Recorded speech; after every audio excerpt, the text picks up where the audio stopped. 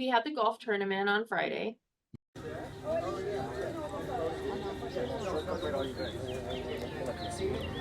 Mhm. It literally kicked my ass, and it's funny because Josh is very much in shape, and it kicked his ass a little Yeah. bit. Yeah. It was 18 holes. So y'all walked the whole thing? No, Oh, heck we no. were in a Oh. cart. Okay, I'm like, No. Yeah. It's just, thank God we had Anthony Carrillo on our team. he's good. Yeah, very Oh, he's good. really good. So he's been playing since he was like 12 years old. And when he was Oh. in high school, he was on the golf team in high school. I mean, this dude is awesome at golf. So it was really nice to have him on our team. Yeah, he carried us pretty much. Well, I'm so happy that I didn't have to drag y'all down even more because I would not have a clue what to do. No, it But would be my it was first for time. one of our clients, and I'm gonna do a shout out, Santa Fe Endodontics. It was their inaugural golf tournament that I guess they're gonna have this every year. And they're gonna invite a bunch of docs out to play 18 holes.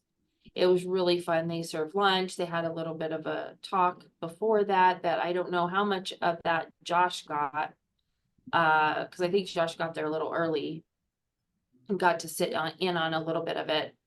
But yeah, it was pretty great time in Santa Fe for the day. So I would like to go, but I'll just drive the cart. How about that? okay. Don't make me play. But it would be fun to go just to go. Welcome back to another episode of Getting Down to Business. Today we are taking a look at a chapter in the book by Norton Henley, Getting Down to Business. The chapter is titled The 5 to 10 Year Plan, and it covers the alternative exit strategy for the large dental practice owner.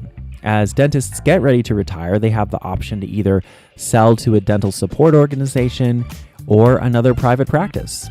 This can be accomplished through a process of having an associate buy into the practice over a period of years, or what might be more common today would be to sell to a doctor who buys the practice outright by securing a loan or putting up their own money. You can read all of Norton Henley's insights on running a successful dental practice every step of the way by clicking the link in the description and getting your copy on Amazon. There's lots to discuss here, so let's get down to business. I'm going to just read a quick excerpt from the book. And so it says, "You have worked hard, built an excellent reputation and a large patient base, and kept a steady new patient flow. You embraced advances in technology, upgraded your equipment and facility, and put together a staff who responded to your vision. As a result, you are reaping the financial rewards of owning a successful, large dental practice.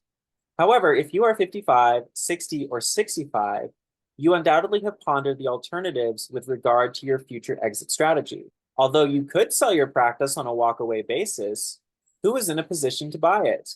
Certainly, it is not a new graduate with initial hand speed producing no more than $20,000 per month.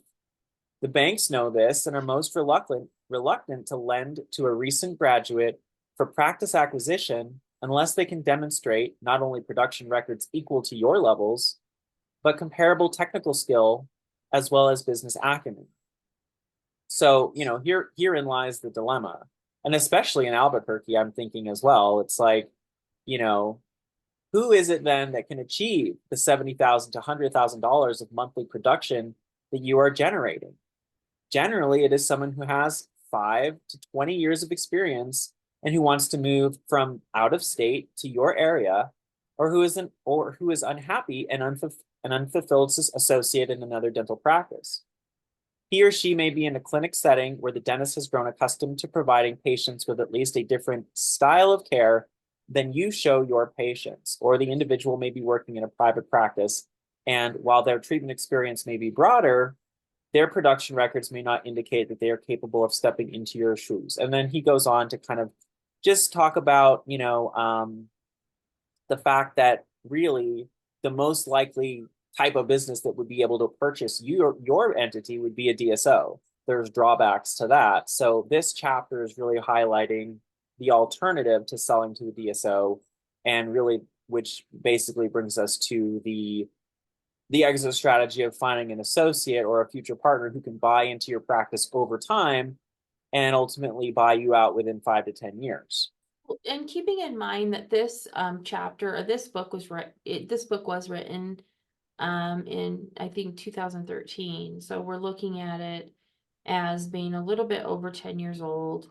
And the marketing or the ability for dentists to purchase large practices has increased over the years, where it's not just a DSO that can purchase fairly large practices, but it's also now independent dentists are able to get financing. So that's a good thing in the market, because it used to be that only DSOs could purchase large productive offices. Sellers who have large practices have more choices than just the DSO. I think for most dentists, or at least a good amount of them, they'd prefer to sell their practice to another dentist. Yes. Now, when it comes to like planning out for 5 to 10 years, what do you think is really important? Well, to use Rachel's words that she always likes to say, it depends. It always depends. And depends is not sponsoring this video. Enjoying life is so much easier when you have the best bladder control protection.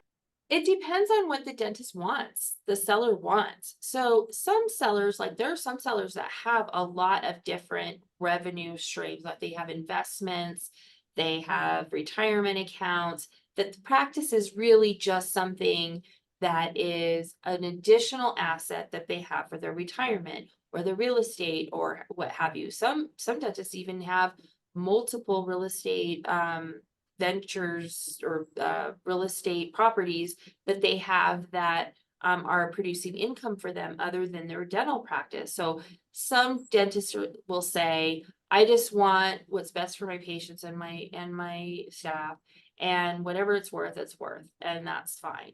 And then there are dentists that this is their sole source of retirement. And they are, depending on this to retire. Like this is what they've built over the years. And this is their retirement. And it usually is going to be what they want is to maintain the same amount of money. So if you think about what that standard of living is, you have to think about, well, what is it that I'm receiving per month in income, and times that by how many years you're expecting to live. So if you have that number and you say, okay, I want to retire at this age, then what does that mean? What is that? How much do you have to have in order to make that? Earlier when we were having our meeting, where it starts, that long-term planning starts with getting a valuation. I mean, you got to know where you're at, right? Right. A lot of times dentists will have something in their head, like they'll say, I want $1.5 million for my practice. That's what I want for my practice. And they'll tell us that even before we do the valuation. They'll say, I want 1.4. That's what I'm aiming at. Or some will be like a little playful with us and say, I know what I want, but I'm not going to tell you. You got to tell me first. As if Show me their yours and I'll show secret you mine. number, yeah, as if their secret number is gonna affect what we come up with one way or the other. It won't. Yeah. Yeah, they're like, yeah. So some of them will already know what they want, and then we have to start with that planning with evaluation. Like we have to value the practice and see where we're at right now. Because let's just say they say, I want $1.5 million and I'm going to sell in 5 years. And we say, okay, you are at 1.5 million. That's what you're worth right now. You are worth $1.5 million, but they're not going to retire for another 5 years. That doesn't mean now you can start reducing your production. Now you can start, working 3 days instead of 5, or working 3 days instead of 4. You're going to start slowing down because now you want to retire in 5 years, because guess what? When you sell your practice in 5 years, you have to do another valuation. You have to look at, has the value decreased? Probably, if you're decreasing your production, it was worth 1.5 years ago. Or you want 1.5 million and we say, sorry, best I can do is 1. And you have 5 years to come up with that, that other $500,000. And here's some ways that you can do it. Right. So starting early is going to give you that opportunity to maximize value because you're going to be able to pinpoint areas that you can improve value. Right. Yeah, what is it about sometimes, wanting to put things off like that? Because, maybe it's just a mental block where you're like, I know I should get this valuation done, or even just taking the step before that. I know I should really start to clearly figure out or clearly define what my goals are for the next 10 years or beyond. And sometimes the hardest part is just getting started, or you're maybe overconfident of where you're at, so you're thinking, I don't really need to get all that. I can kind of eyeball where I'm at. I know where I'm at. Or maybe there's a fear of like, I just know I'm not where I want to be. I don't want to get the valuation because then or I don't want to start planning or get the valuation because it's going to just confirm in my head what I already know. But there's really no opportunity to grow. It's like the old saying goes, if you change nothing, nothing will change. Let me see if I can read another little bit here from the book. It's a pretty short chapter. I'll kind of just pick away with little nuggets here, and then we can kind of keep going with our points. But he says, get outside assistance. In almost all cases, you will need to employ the services of an hourly fee-based professional rather than a commission-based consultant. It is critical to obtain a thorough analysis of your financial operations, and this may be best completed within the context of a professional practice appraisal. Such an appraisal will be required prior to your initial interview of any prospective future associate and partner. You will also need the assistance of the appraisal consultant in developing an outline of the associate buy-in and the essential elements of the future partnership that would be presented during the candidate search. Other key components provided by the consultant are a thorough analysis of your current cash flow from practice operations, projections of the impact of the associate's initial introduction into the practice, and the impact of the initial buy-in and practice income division between you and your partner as it affects the standard of living for you and your family. So just to make a point here where he says an hourly fee-based professional rather than commission-based consultant. So when he's making this comparison here, what he's saying is that you should pay somebody up front for evaluation and not just depend on the broker who is selling your practice to give you a valuation, like a free valuation. He used to do hourly fee for valuation, but we've determined how long it takes us usually to do evaluation, and we have calculated what that hourly fee is into a fixed fee, and that's why we have our fixed fee rate. I just wanted to be kind of clear about those differences. So some of the principles that were written, a little over 10 years ago might be not quite they're a little as bit relevant, but there are definitely some things that we keep the same, like that. The generalization of everything is the same. How we get there, some of the things of how we get there are a little bit different, but it generally is the same. So, and then as far as, we set these clear, achievable goals.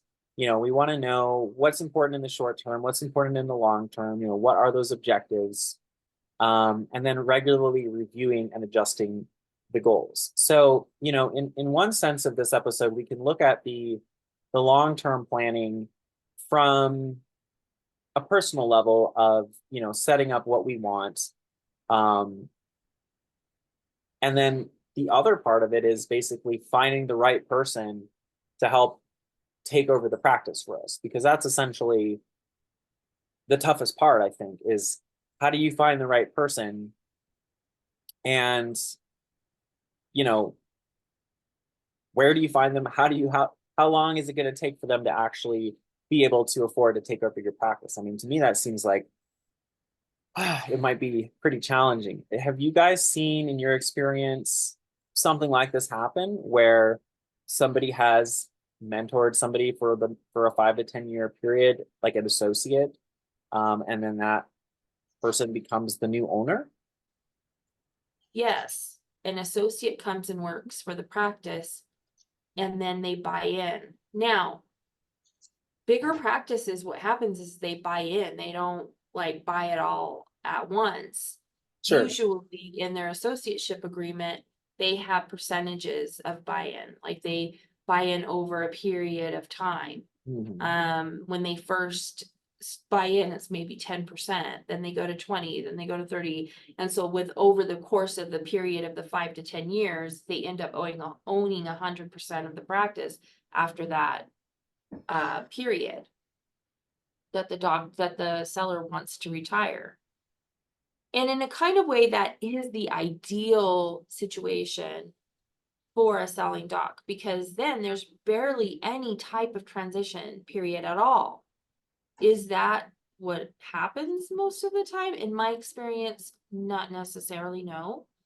Most of the time, it's a short transition period and it's someone that buys 100% of the practice, and the seller walks away after a period of time. Well, in the 5 to 10 year plan example, it is a practice where the seller has their associate buy in, but in a lot of our transactions that we do, the practice is not big enough to support more than one dentist. Right. So it has to be a 100% buyout at one time. It Right. can't support more than one dentist at a time. So there is no like, I'm going to bring you on as associate. We're both going to work in the practice. That doesn't happen all the time. Right. We do the 5 to 10 year plan with dentists as well, but it's not as bringing on an associate. How we help dentists with the 5 to 10 year plan is we look at what do you want after the time, when do you want to retire? So when you want to retire, what is that number that you'll need to be happy with at retirement? Mhm. And how can we help you get to that number? And when do we start with selling your practice and looking at potential buyers to get you to that time frame as well? So if somebody says, I want to retire in 5 years, we start doing things a year ahead of time, like in 4 years, because we want to start vetting possible purchasers, because sometimes these deals, they can spread out to a year to getting someone that's really good for the practice in there. So we have a plan and strategy on how to even help you with the walkaway sale for a 5 to 10 year strategy. Most people that come to us about selling their practice and needing evaluation, they have very short planning. Right. Either they're already at the point where they're ready to retire and they're not interested in DSO because they're not going to commit to 3+ years of working for someone, or they're in a situation where they need to leave town or leave the state, like they have other things going on where they need to sell right away and they do not have the luxury of 5 to 10 years. That's just very interesting to me. You guys are seeing just variations of what this chapter is outlining. Shorter time frame, not necessarily buying in over a period of years. So there's definitely some differentiation in how we get to the end goal. Norton, I had the privilege of actually working with Norton when he was still alive, and he would come into our office every other week, and meet with us. I think actually Rachel knew him too. I mean, Rachel. I knew of him, but I never met him. But he was Okay. like really good friends with my boss in Houston at the time. Yeah. So he used to say that the best thing to do in a situation where you're going to bring on this associate dentist that you want him or her to be a partner or buy into your practice is to have social interaction with them. not just meetings with them, like professional meetings, but actual social interaction with them, like have dinner with them and their spouse, with you and your spouse. Have, those types of things together to see, could we get along with one another on a long, in a long period of time? And also over the period of the buy-in, you're going to really be partners with this other dentist. Meaning you're going to share responsibilities and management responsibilities with them. Can you accept that from them? You have owned your dental practice for X amount of years, and now this person is going to come in and they're going to kind of like voice their opinion on how they think things should be running. Can you be accepting of that? Can you be open arms with that?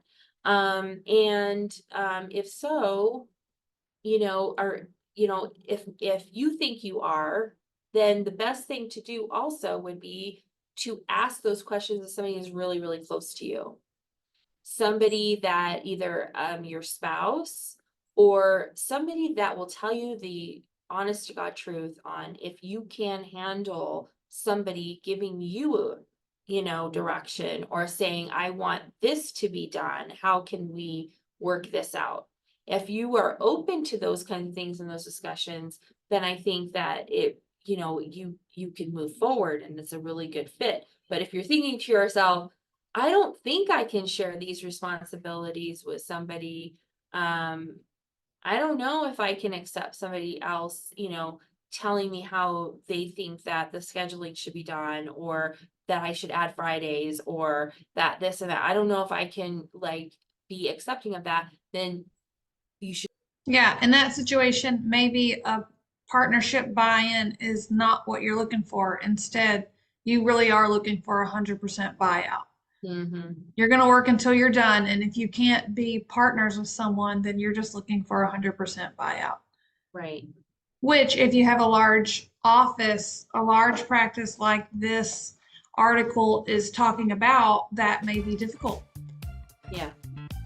to sell to one person outright, all at one time. Thank you for checking out this episode of Getting Down to Business. We hope you learned something new and useful for your dental practice.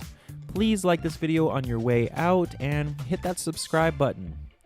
Hey, are you a dentist considering your own exit strategy? Might be time to visit our website at www.hindleyburgmeyergroup.com.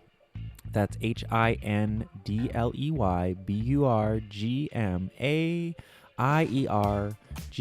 HINDLEYBURGMAIERGROUP.com to schedule your free consultation. Hey, we're here to help you succeed, whether you're just getting started or planning your exit strategy, or you might be somewhere in the middle. No matter what it is, we've got your back. Okay, thanks for joining us, and we'll see you next time.